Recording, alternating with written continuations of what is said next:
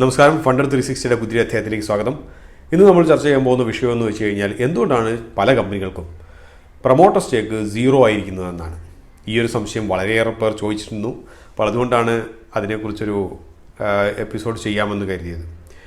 ഈ ഒരു സംശയത്തിന് വളരെ പ്രാധാന്യമുണ്ട്. മറ്റൊന്നും കൊണ്ടല്ല, നമ്മൾ പലപ്പോഴും പെനി സ്റ്റോക്കുകളൊക്കെ തിരഞ്ഞെടുക്കുക അല്ലെങ്കിൽ ഒരു കമ്പനിയുടെ നമ്മളൊരു ക്രെഡിബിലിറ്റിയൊക്കെ നമ്മൾ സെലക്ട് ചെയ്യുന്നത് പലപ്പോഴും പ്രൊമോട്ടർ സ്റ്റേക്ക് എന്തുമാത്രം ഉണ്ട് എന്നതിൻ്റെ മുകളിലാണ്. പ്രത്യേകിച്ച് മിഡ് ക്യാപ്പ് കമ്പനികളും സ്മോൾ ക്യാപ്പ് കമ്പനികളുടെയൊക്കെ ഒരു ക്രെഡിബിലിറ്റി, വിശ്വാസ്യത നമ്മൾ പലപ്പോഴും കണക്കാക്കുന്നത് പ്രൊമോട്ടർ സ്റ്റേക്ക് കൂടിയോ കുറഞ്ഞോ തീരെ കുറഞ്ഞിട്ടാണോ ഇരിക്കുന്നത് എന്നുള്ളതിനെക്കുറിച്ചൊക്കെയാണ്.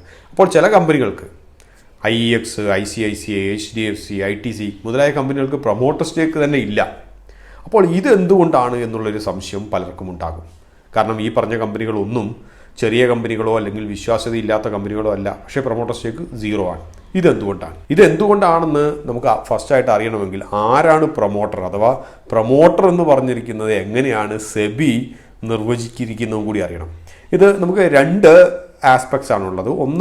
ഒന്ന് വെച്ച് കഴിഞ്ഞാൽ നമ്മൾ കമ്പനീസ് ലോ അനുസരിച്ച് ഒരു പ്രൊമോട്ടർ നിർവചിച്ചിട്ടുണ്ട്. അതേസമയം സെബി അതിനുശേഷം 2013 regulation 2(1) ICDR issue of capital and disclosure requirements അനുസരിച്ച് അതും പ്രൊമോട്ടറെ നിർവചിച്ചിട്ടുണ്ട്.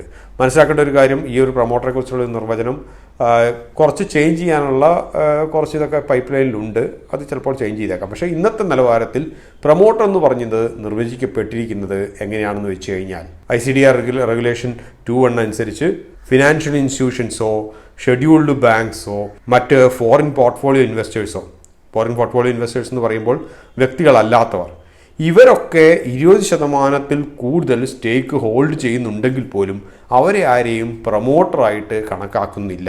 അതായത് ഒരു വലിയൊരു കമ്പനി, ഇന്ത്യയുടെ പുറത്തുള്ള ഒരു ഫിനാൻഷ്യൽ കമ്പനിയോ അല്ലെങ്കിൽ ഇന്ത്യയുടെ പുറത്തുള്ള ഏതെങ്കിലും ഒരു ബാങ്കോ HSBC ഒക്കെ പോലത്തെ ഒരു ബാങ്കോ, ആ ഒരു കമ്പനി മറ്റൊരു കമ്പനിയുടെ, അതായത് ഇപ്പം എക്സാമ്പിളായിട്ട് ഇനിയിപ്പോൾ നമുക്കൊരു XYZ എന്ന് പറയുന്നൊരു കമ്പനി എടുക്കാമെന്ന് വിചാരിക്കാം, ഇന്ത്യയിലുള്ളൊരു കമ്പനി.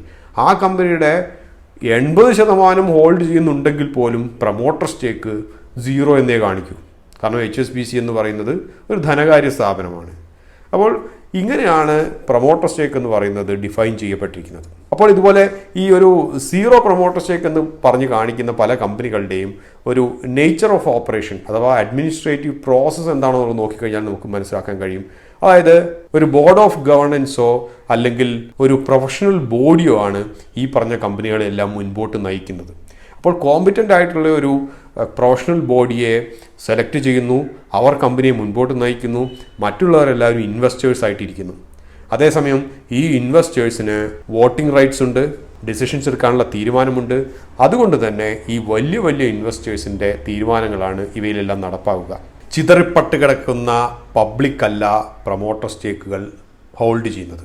അത് നമുക്ക് കാണാൻ കഴിയും. ഇനി അടുത്ത് നമ്മൾ ഈ പറഞ്ഞ പ്രധാനപ്പെട്ട 0 പ്രൊമോട്ടർ സ്റ്റേക്കുള്ള കമ്പനികളുടെ ഷെയർ ഹോൾഡിംഗ് പാറ്റേൺ പരിശോധിക്കുമ്പോൾ നമുക്ക് കാണാൻ കഴിയും ആരൊക്കെയാണ് ഇതിൻ്റെ അകത്ത് ഇൻവെസ്റ്റ് ചെയ്തിട്ടുള്ളതെന്ന്. അതുകൊണ്ട് ഈ 0 പ്രൊമോട്ടർ സ്റ്റേക്കുള്ള കമ്പനികളുടെ എല്ലാവരുടെയും മാനേജ്മെൻറ്റ് എഫിഷ്യൻസിയെക്കുറിച്ച് നമ്മൾ ബോധർ ചെയ്യേണ്ട ആവശ്യമില്ല. കാരണം ആത്യന്തികമായി ഒരു മികച്ച പ്രൊഫഷണൽ ബോഡി തന്നെയാണ് ഇവയെല്ലാം നയിക്കുന്നത്. പോളിസീസും എല്ലാം ഡിസൈഡ് ചെയ്യുന്നത് ഇവയിൽ ഇൻവെസ്റ്റ് ചെയ്തിട്ടുള്ളത് എന്ന് പറയുമ്പോൾ ലാഭമുണ്ടാക്കുക എന്ന ഉദ്ദേശത്തിൽ മാത്രം ഇൻവെസ്റ്റ് ചെയ്തിട്ടുള്ള ഡൊമസ്റ്റിക്കും ഫോറിനും ആയിട്ടുള്ള ഇൻവെസ്റ്റേഴ്സാണ്. അതുകൊണ്ട് തന്നെ നമ്മളെപ്പോലുള്ള ചെറുകിട നിക്ഷേപകർ, റീറ്റെയിലേഴ്സിന് അല്ലെങ്കിൽ പബ്ലിക്കിന് ഈ ഒരു കമ്പനികളെക്കുറിച്ചുള്ള വേവലാതിയുടെ ആവശ്യമില്ല. മറ്റൊരു കാര്യം നമുക്ക് ഇതിൻ്റെ അകത്ത് നോക്കിക്കാണാൻ കഴിയുന്നത്, ഈ പറഞ്ഞ 0 പ്രൊമോട്ടർ ഹോൾഡിംഗ് എന്ന് പറയുന്ന കമ്പനികളുടെ എല്ലാവരുടെയും FI ആൻഡ് DI ഇത് രണ്ടും കൂട്ടിക്കഴിഞ്ഞാൽ മിക്കവാറും 50% മുകളിലോ, ചിലപ്പോൾ ചിലതൊക്കെ 70%, 80% വരെ എത്തുന്നുണ്ട്.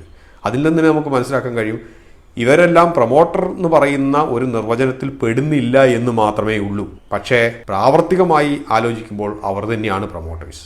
എല്ലാ എക്സ്ചേഞ്ച് ഫയലിങ്ങും കമ്പനി ഫയലിങ്ങും എല്ലാം ചെയ്യാൻ വേണ്ടിയിട്ട് ഇൻട്രസ്റ്റഡ് ആയിട്ടിരിക്കുന്നത് ഈ പറഞ്ഞതുപോലെയുള്ള പ്രൊഫഷണൽ ബോഡി തന്നെയായിരിക്കും. ഉദാഹരണമായിട്ട് പറയുകയാണെങ്കിൽ നമുക്കിവിടെ ഒരു 6 കമ്പനികളുടെ സ്റ്റേക്ക് ആരൊക്കെയാണ് ഹോൾഡ് ചെയ്യുന്നതിനെ കുറിച്ച് കാണിച്ചിട്ടുണ്ട്. അപ്പോൾ ആദ്യമായിട്ട് L&T ആണ്, ലാർസൻ ആൻഡ് ടൂബ്രോ.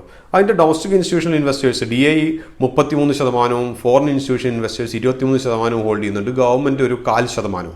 അപ്പോൾ ഇവയെല്ലാം കൂടി കൂട്ടിക്കഴിയുമ്പോൾ തന്നെ ഏകദേശം 56% മുകളിൽ ഇൻസ്റ്റിറ്റ്യൂഷണൽ ഇൻവെസ്റ്റേഴ്സ് തന്നെ ഹോൾഡ് ചെയ്യുന്നു. അതേപോലെ തന്നെ ICICI ബാങ്കിനെ നോക്കുകയാണെങ്കിൽ ഏകദേശം 90% മുകളിൽ ഇൻസ്റ്റിറ്റ്യൂഷണൽ ഇൻവെസ്റ്റേഴ്സും ഗവൺമെൻറ്റും കൂടെ ഹോൾഡ് ചെയ്യുന്നു.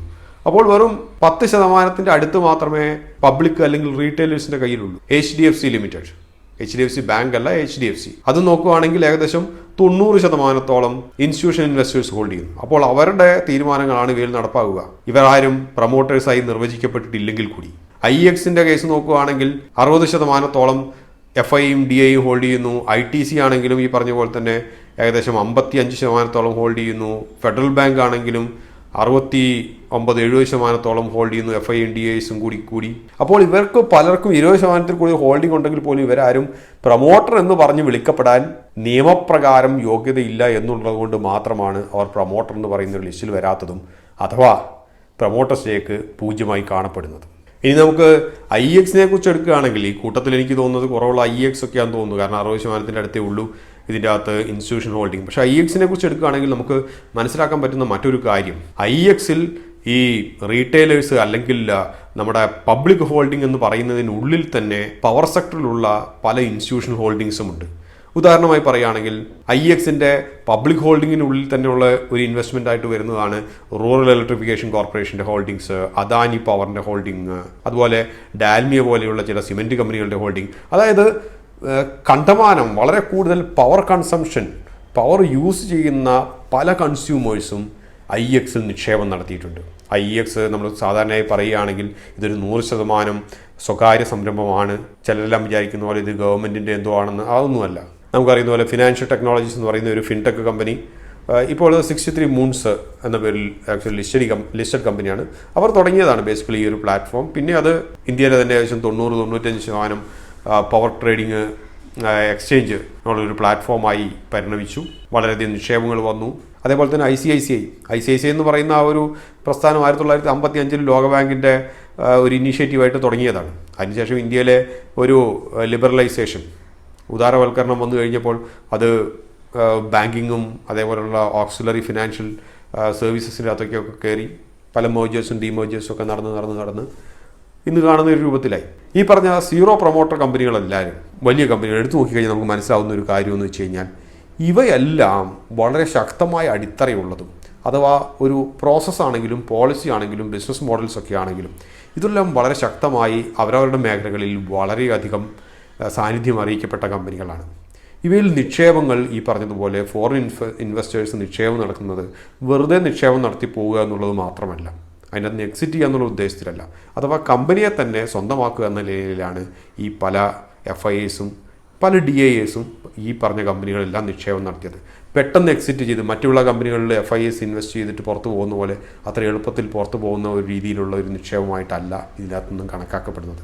അതുകൊണ്ട് തന്നെ ഈ പറഞ്ഞ മിക്ക കമ്പനികളും താത്വികമായി പറയുകയാണെങ്കിൽ എല്ലാം അടിസ്ഥാനപരമായി വളരെ ശക്തമായതാണ്. ഇങ്ങനെയുള്ള സീറോ പ്രൊമോട്ടർ സ്റ്റേക്ക് എന്ന് പറയുന്ന കമ്പനികളെ നിങ്ങൾ ചെറിയ മിഡ് ക്യാപ്പ് കമ്പനികളുമായി അതിനും ചിലപ്പോൾ 5% താഴെ പ്രൊമോട്ടർ സ്റ്റേക്ക് ഉള്ളൂ അതും പറഞ്ഞ് തമ്മിൽ താരതമ്യം ചെയ്ത് വലയിൽ വീണു പോകരുത്. അപ്പോൾ ഇതിനെക്കുറിച്ചൊരു ഏകദേശ രൂപം കിട്ടിക്കാണുമെന്ന് കരുതുന്നു. നമുക്ക് മറ്റൊരു അധ്യായത്തിൽ വീണ്ടും കാണാം. അതുവരെ നന്ദി, നമസ്കാരം. Please subscribe and click on the bell icon for more videos.